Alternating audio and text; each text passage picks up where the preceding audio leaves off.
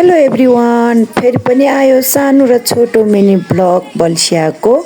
हेरेर साथ दिनुहोला साथीहरू। एकचोटि लुइनु कहिले सक्दैन। अब घरको धनी उयो हो क्या होइन कि टाउटा आउँछ नि 4 वर्ष पछाडि चाहिँ ठ्याक्कै लगाएर चाहिँ होइन म चाहिँ उहाँ के अरे सन्तानेश्वर मन्दिरमा जाँदैछु कि गाई छोडेन। यो शुद्ध गर्दा म ठ्याक्कै 3 चोटि गइसकेँ।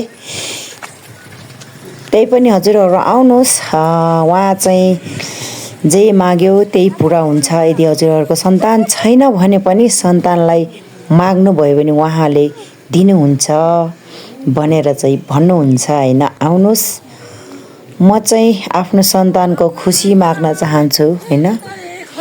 जीवनमा कोही नभए पनि एउटा त छ नि मेरो सन्तान, मेरो छोरोको लागि भए पनि माग्नुपर्छ भनेर म चाहिँ लागि परिरहेको छु।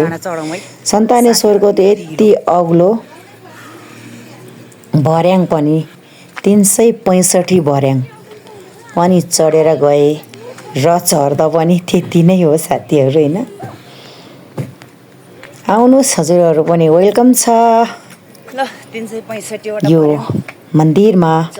हजुरहरूले पनि थाहा होला यहाँनिर सन्तानेश्वर मन्दिर छ।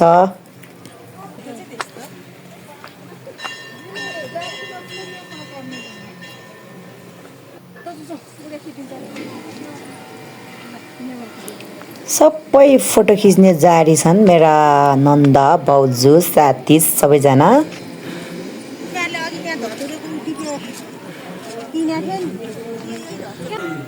छिटो है सपना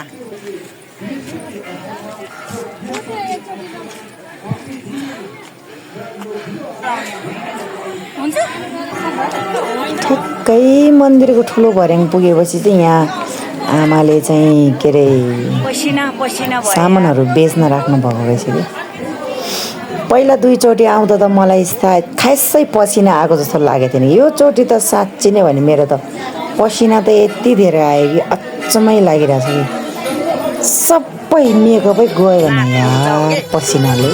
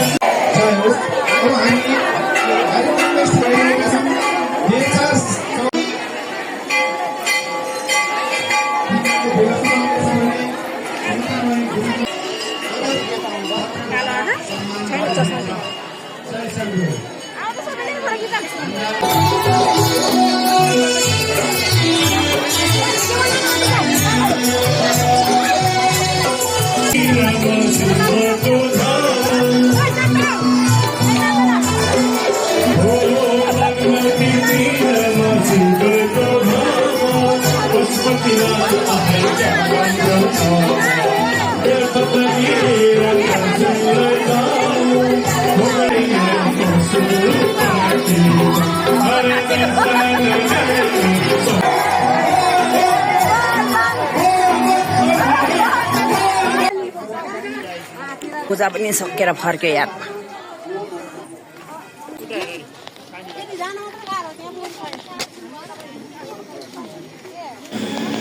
ल है साथीहरू, हाम्रो त पूजा आज सबै सकेर चाहिँ तल झरेको अवस्था।